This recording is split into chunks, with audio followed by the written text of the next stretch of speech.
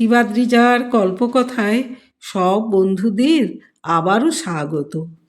কঠিন বাস্তব গল্পটির আজ শেষ অংশ পড়ে শোনাচ্ছি। বিভাসবাবু পিছন ফিরে স্মিত হেসে চলে যান। ততক্ষণে পশ্চাতে অবহেলায় পড়ে থাকা নীলিমা দেবীর বুকটাই যেন হাহাকার করছে।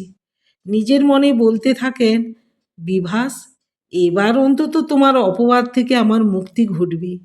এই জীবনে তুমি আমায় এক অদ্ভুত আনন্দের স্বাদ দিলে। এখন দুজনের শোবার ঘরের সঙ্গী হলো শুধু নিঃসঙ্গতা আর ফটো ফ্রেমে আটকে থাকা দুটি হৃদয়ের আলিঙ্গন ও বুকে জড়ানো নীরবতা। নীলিমা দেবী আবেগঘন মিশ্রিত চোখে এক দৃষ্টি তাদের ফেলে আসা দিনের ছবির দিকে চেয়ে জোর একটা দীর্ঘশ্বাস ছাড়ে। বিভাসবাবুর মধ্যে ভীষণ ইগোর লড়াই ছিল, যেটা তাঁর চোখে আগে ধরা পড়েনি।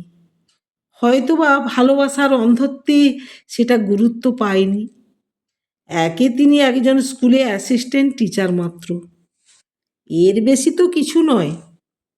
আর নীলিমা দেবী একটি নামকরা গার্ল স্কুলের প্রধান শিক্ষিকা। স্কুলের নামডাকের সঙ্গে নীলিমা ম্যামেরও খুব জনপ্রিয়তা ছিল। তিনি শুধু গরিব ছাত্রীদের নয়, তাদের অভিভাবকদেরও যে কোনো ব্যাপারে সহযোগিতা করতে তিনি পিছপা হন না। একই কলেজে পড়া থেকে দুজনের প্রেম।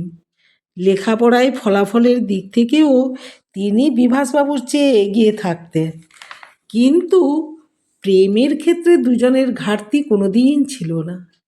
বিয়ের বছর চারেক পর থেকে দুজনের মধ্যে ছোটোখাটো ব্যাপারে প্রায়শই ঝগড়া হতো। একদিন ঝগড়ার মধ্যে বিভাসবাবু প্রথম একটা নতুন হার্টলেস কথা উল্লেখ করেন। তিনি উত্তেজিত হয়ে বলেন, তুমি নারী হিসেবে সব ব্যাপারে এগিয়ে, অথচ আসল জায়গায় তুমি পিছিয়ে। মাতৃত্বের ক্ষেত্রে তুমি একটা বিগ জিরো। প্রথম দিন বাক্যটি তার কানেও হৃদয়ে জোর ধাক্কা লেগেছিল। তবুও তিনি ডিফেন্স না খেলে যেন কথাটিতে হার মেনে নিয়েছিলেন। এরপর থেকে বিভাসবাবুর সঙ্গে বিতর্কে জড়ালে তিনি ওই ইস্যুটাকে নীলিমা দেবীর চোখে আঙুল দিয়ে দেখাতেন এবং হিউমিলিয়েট করতেন। ডাক্তারি পরীক্ষা না করে সন্তান না হওয়ার পুরো দায়টা তাঁর একার উপর চাপিয়ে দিতেন। দিনের পর দিন স্কুলের চাপ, সংসারের চাপ এবং মানসিক অশান্তি থেকে নীরবে তিনি তার নিজের অক্ষমতাটা অজান্তে সত্যি বলে মেনেও নিয়েছিলেন। কিন্তু চুপ করে যাওয়াটাও ঠিক বিভাসবাবুর সহ্য হতো না। কারণে অকারণে ইচ্ছাকৃতভাবে যে কোনো অশান্তি বাঁধিয়ে তাকে খোঁচা দিতে ছাড়তেন না। অশান্তির মূল কারণ উল্লেখ না করলেও নীলিমা দেবী কিন্তু কারণটা ঠিক অনুমান করতে পারতেন। দিনের পর দিন বিশৃঙ্খল জীবন তার কাছে বেশ অসহনীয় হয়ে ওঠে। সেই জন্য গভীর অভিমান থেকে তিনি একটা অভিনব সিদ্ধান্তে উপনীত হন, যাতে বিভাসবাবুর চাপানো দোষারোপ থেকে তিনি মুক্তি পান। কিছুদিনের মধ্যে লালি অন্তঃসত্ত্বা হয়। তাতে নীলিমা দেবী খুব খুশি হন। তিনি লালির যত্নের কোনো ত্রুটি রাখলেন না। স্কুলে যাওয়ার আগে লালির যত্ন নিজের হাতে যতটা সম্ভব করে তিনি বেরোতেন।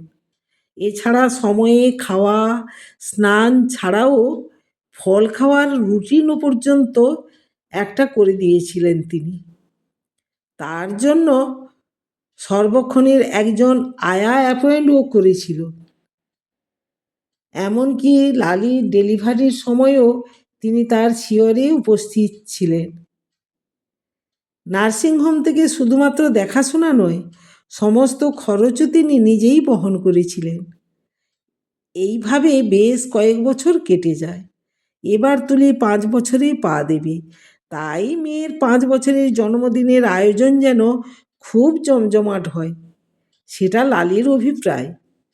আরও একটি বিবেচকহীন ইচ্ছা প্রকাশ করে তার আবদার, মেয়েকে যেন সোনার গয়নায় সারা শরীর সাজানো হয়। এতদিন সংসারের ছোট ছোট অশান্তি তুষের আগুনের ন্যায় ধিকি ধিকি জ্বলছিল। লালির অন্যায় বায়না নীলিমা দেবীও মেনে নিতে কিছুতেই রাজি নন। এবার তুষের অবিরাম আগুনে ঘি ঢেলে বনবন্যের চেহারায় পরিণত করেন বিভাসবাবু। তাঁর বক্তব্য, অনুষ্ঠানের খরচের ব্যাপারে নীলিমা দেবীর কেন আপত্তি থাকবে, সেটা তো ঠিক নয়।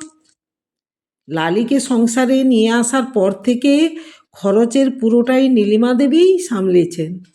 বিভাসবাবু সংসারের খরচ নিয়ে একদম হাত তুলে দিয়েছেন। লালির আত্মীয় হিসেবে অনেকে থাকলেও সে ছোটবেলায় তার বাবা মাকে হারিয়েছে। মামার বাড়িতে মানুষ, দ্বাদশ শ্রেণীতে পড়াকালীন খরচের দোহাই দিয়ে তার মামিমা পড়া বন্ধ করে দিয়েছিলেন। সংসারের সম্পূর্ণ কাজের দায়িত্ব ছিল লালির উপর। এরপর নীলিমা দেবীর খ্যাতির সুবাদে বিভাসবাবুর সঙ্গে সম্বন্ধখানা তারা লুফে নেন। ঘটকের মাধ্যমে বিয়ের কথা পাকা হয়েছিল। ছোট থেকেই না পাওয়ার খিদেটা লালির বরাবরই ছিল। এরপর নীলিমা দেবীর দুর্বলতার সুযোগে সেটা সীমাহীন মাত্রায় পৌঁছে গিয়েছে। এরপর বিভাসবাবুর উস্কানিমূলক মন্তব্য, তোমার প্রভিডেন্ট ফান্ডের টাকাগুলো সব কি হবে? ওই টাকাগুলো বুঝি তোমার শ্রাদ্ধে লাগবে, নাকি তোমার ভিখিরি ভাইপো ভাইঝিদের জন্য তুলে রাখবে? এত বছরে এই প্রথম নীলিমা দেবীর বোধোদয় হলো। এখন তিনি বাস্তবতার সম্মুখে দাঁড়িয়ে কঠিন সত্যটি বুঝতে অনেক দেরি করে ফেলেছেন। একতরফা ভালোবাসায় স্বার্থ ছাড়া আর অন্য কিছু থাকে না। নীলিমা দেবীর ভালোবাসা ছিল প্রতিদানহীন প্রেম। ভালোবাসার দোসর হিসেবে আন্তরিকতারাও সহযোগিতা লাগে।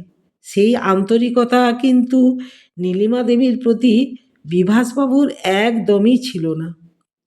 এরপর তিনি খুব শান্তভাবে বিভাসবাবুকে প্রশ্ন করেন, তারা ভিখিরি হবে কেন? তারা কি কোনোদিন তোমার কাছে তাদের সাহায্যের জন্য ভিক্ষা চেয়েছে? তোমাদের মতো তারা কি আমার টাকার আশায় বসে থাকে? তুমি তাদের এইভাবে অপমান করতে পারো না। তুমি তো খুব এথিক্সের কথা বলো। তাদের অনুপস্থিতিতে তাদের সম্বন্ধে কথা বলার অধিকার কি তোমার আছে? এবার বিভাসবাবু ভর্ৎসনার সুরে বলেন, থামো তুমি, স্কাউন্ডেলের মতো তুমি কথা বলো না। আমি শুধু এতদিন চুপ করেছিলাম। তুমি যে অক্ষম সেটা তো প্রমাণ হয়ে গেছে। নারী হিসেবে তুমি যতই চিৎকার করে সবাইকে জানান দাও না কেন, তোমার নারীত্বের আসল সার্টিফিকেটটাই তো নেই। তুমি নারী হিসেবে সম্পূর্ণ ব্যর্থ। 14 বছর পরে বিভাসবাবুর মুখে শব্দগুচ্ছের বাক্যগুলো যেন নীলিমা দেবীর বুকে পাথর দিয়ে আঘাত করতে থাকে। তিনি বিমর্ষ হয়ে উদাস দৃষ্টিতে তার দিকে চেয়ে থাকেন। মনে মনে ভাবেন, বিভাসের মুখে যেন লালির স্বর প্রতিধ্বনিত হচ্ছে। এতদিন আমি এদের আপন ভেবেই ভস্মে ঘি ঢেলেছি। বাতাসকে যদি আঁকড়ে ধরি তাহলে বাতাস কি নাগালের মধ্যে থাকে? তুলির জন্মদিনের উপলক্ষ না থাকলে আমি বুঝতেই পারতাম না এরা কি চায়। এখন তার মনে হচ্ছে তাদের তিনজনের সম্পর্কের জটিলতাও আইন বিরুদ্ধ, এবং তিনি হচ্ছেন ওই সংসারের একজন উপযাজক। সত্যিকারে ওই সংসারে তার কোনো ভূমিকা থাকা উচিত নয়। বিভাসবাবুর প্রতি নীলিমা দেবীর ভালোবাসাটা হচ্ছে নীরব এবং নিঃস্বার্থ, যেটা বিভাসবাবু তার নিজের নিঃশ্বাসে প্রশ্বাসে রন্ধ্রে রন্ধ্রে অনুভব করতেন। অথচ তার প্রতি বিভাসবাবুর উন্মত্ততা কোনো দিন লঘু হয়নি। অর্থাৎ তিনি নীলিমা দেবীকে কখনো কোনো দিন ভালোই বাসেননি। আর জীবনের সায়ান্নে দাঁড়িয়ে নীলিমা দেবী এই কঠিন বাস্তবটি মেনে নিলেন। এই বাস্তবতাকে মেনে নিয়ে তিনি পরদিন সকালে মাথা উঁচু করে বিভাসবাবুর বাড়িটি পরিত্যাগ করলেন।